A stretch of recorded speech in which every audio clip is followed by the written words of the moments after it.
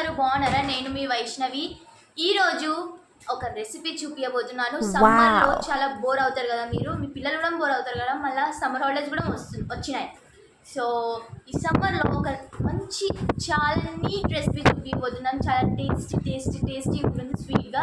ఆ రెసిపీ ఏంటిదంటే ice cream. అయితే మీరు అబ్బా ఐస్ క్రీమా అని అనిపిస్తుందా? మీకు బోర్ అయిపోయింది కదా, బోర్ అవ్వకండి. ఈ రెసిపీ ఖచ్చితంగా ఇంట్లో ట్రై చేయండి, చాలా టేస్టీగా ఉంటుంది. ఖచ్చితంగా ఫుల్ వీడియో చూడండి. మీకు నచ్చితే లైక్, షేర్ అండ్ సబ్స్క్రైబ్ చేయండి. బెల్ ఐకాన్ ఒత్తడం మర్చిపోకండి. అండ్ ఈ ఫుల్ వీడియోలో మాత్రం చాలా ఎంజాయ్ చేస్తారు మీరు. మా చెల్లెలు వాళ్ళు కూడా ఉంటారు, చాలా ఎంజాయ్ చేస్తారు. So let's see how the results will and the process how it is. Let's go. First అయితే స్టవ్ ఆన్ చేసుకున్నానండి. దాని తర్వాత బగోనే దాని మీద పెట్టేసి 1 to 1/2 గ్లాస్ నేను మిల్క్ తీసుకున్నాను.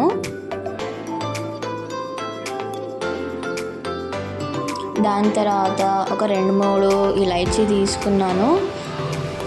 దాన్ని పౌడర్ చేసి మిల్క్లలో వేసుకున్నాను. దంచాను, దాన్ని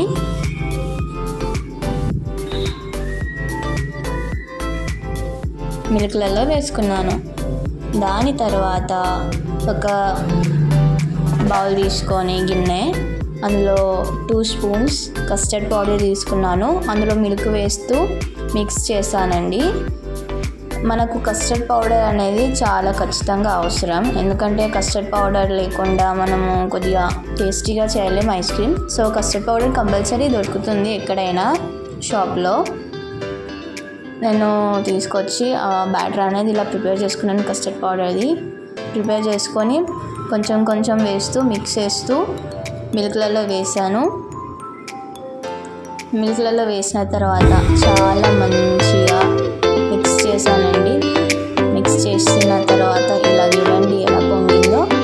పొంగిన తర్వాత ఒక 2 స్పూన్స్ షుగర్ వేసానండి. మీకు చాలా స్వీట్ కావాలంటే మీరు 5 స్పూన్స్ తీసుకోవచ్చు. నేను ఓన్లీ 2 స్పూన్స్ తీసుకున్నాను షుగర్ అనేది. దాని తర్వాత మంచిగా మిక్స్ చేస్తున్నాను.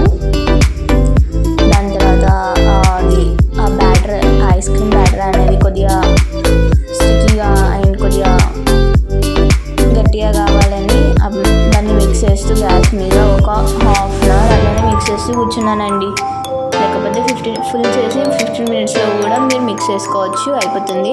అప్పట్లో మేము ఎంజాయ్ చేసాం. దాని తర్వాత అమ్మ వచ్చి నేను బయటకు వెళ్ళారా కొద్దిగా స్వీట్ కార్న్ పెడతాను తినేయండి అని అన్ని స్వీట్ కార్న్ని ఉడకబెట్టింది.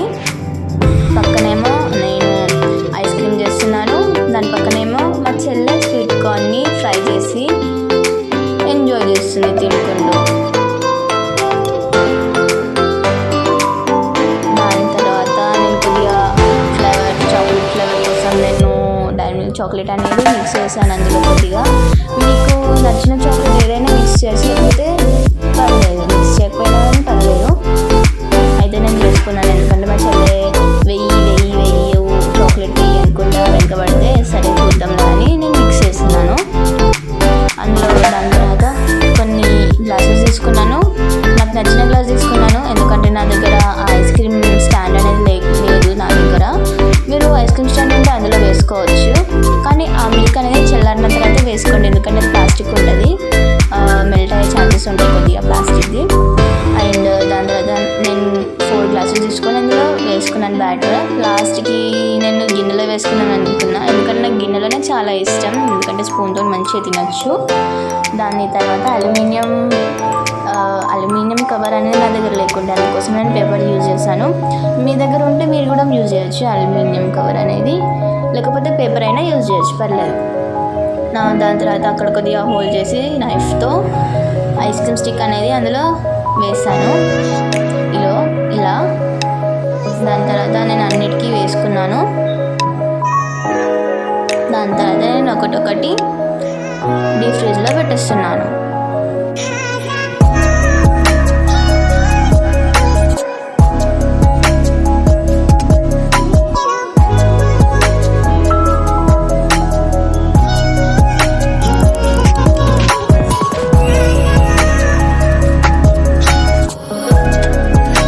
దాని తర్వాత నేను 1 day టోటల్లీ వెయిట్ చేశాను ఐస్ క్రీమ్ అవ్వడానికి.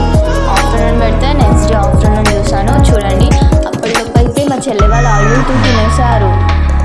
తినేసారు ఆల్రెడీ. అయితే నేను ఫోన్లే అని నేను మళ్ళీ అదే నా ఐస్ క్రీమ్ నేను తీసుకొని నేను మీకు వీడియోలో చూపించినట్టు ఐస్ క్రీమ్ అలా అయింది. చాలా టేస్టీగా అయింది. చూడండి, మీరు కూడా మీ ఇంట్లో ఖచ్చితంగా ట్రై